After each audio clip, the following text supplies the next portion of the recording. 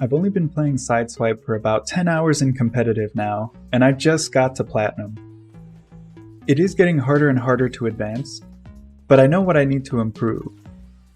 I've compiled a quick little list here to help you understand how I got to Plat in Duel within 5 hours, and why it's getting harder and harder to move up. So rule 1 is the most obvious: consistency. Whether it's open nets, starting an air dribble, or taking on a 50-50, you must be doing it right 90% of the time. Just about every goal I've conceded has been because I didn't do something perfectly, and people at this higher level are a lot better at punishing mistakes. Especially with the game being so new, the spread of player skill isn't really solidified. There are a lot of players at this level deserving of champ who haven't completed the grind yet, so every game is a battle. Consistency comes with time, so if you feel like you aren't consistent at any of the skills in the upcoming rules, please don't give yourself a hard time, but do try to improve even slightly in every game. Rule 2. Fully committing is dangerous. This comes from a bunch of different scenarios where I was playing against people, but to simplify, you will concede a goal if you meet 3 of these 4 conditions. 1. If you're low in boost. 2. If you used your second jump. 3. If you're in the air for more than a second without being able to recover. 4. You end up behind the ball. It is absolutely guaranteed that you'll concede a goal if you meet those conditions, and your opponent can take advantage of that open net. But any one of these could make it harder for you to defend, so obviously you will have to use boost in this game, but try to manage your boost as best as possible so that you're always able to land quickly when you're low on boost. I've also done several air dribbles trying to take it into the opponent's net, but they challenged me on my air dribble with more boost than me while near their net. Neutral challenges will work in their favor, because there's only a 40-degree area where I can win that challenge, whereas they will have around 320 degrees where they will have a victory in that challenge. And if it's near their net, that ball will push out to your goal. It makes sense then that an air dribble will work in their favor. So to not fully commit, the best time to air dribble is during an open net, but the second best time to air dribble is when you have a backup plan. Rule 3. You don't have to use your jumps for powerful hits. Whether flipping into the ball or using the special hits, it is a commitment to use a flip in the air. But unlike Rocket League 3D, rotating your car in SideSwipe can give you as much power as flipping into it. The rotating hit is honestly my go-to for setting up double touches, since it allows you to keep your flip.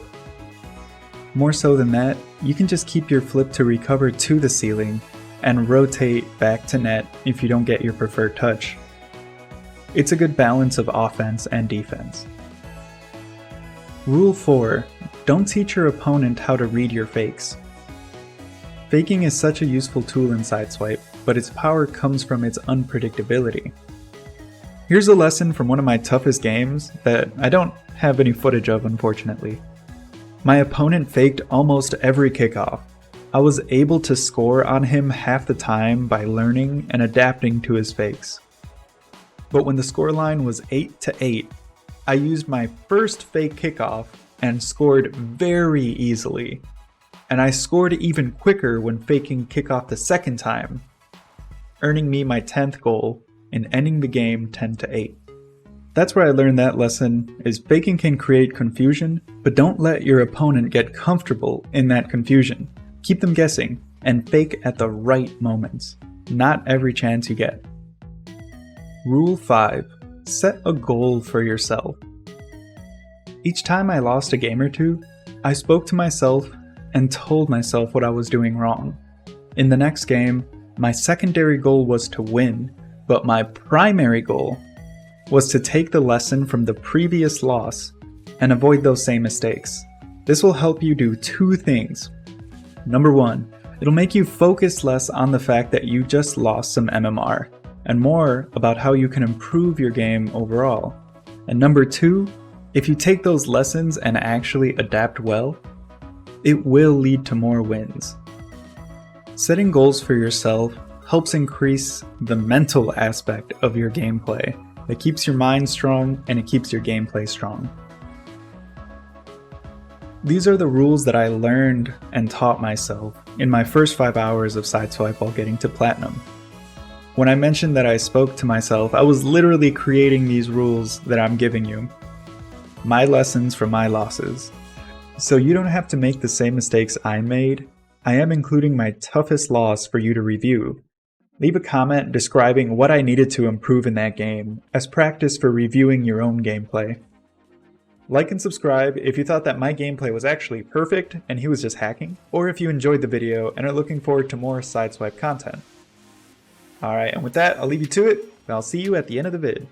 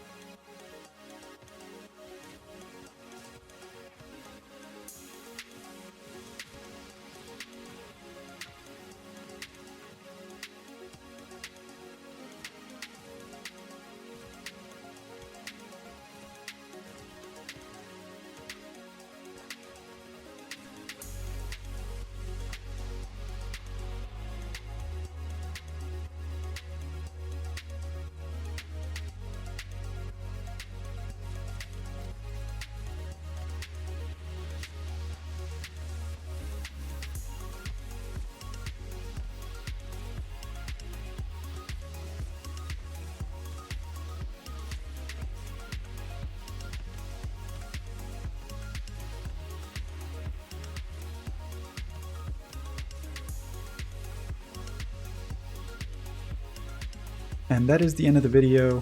I do want to thank everyone who's watching my videos, and especially those who watch all the way through to the end.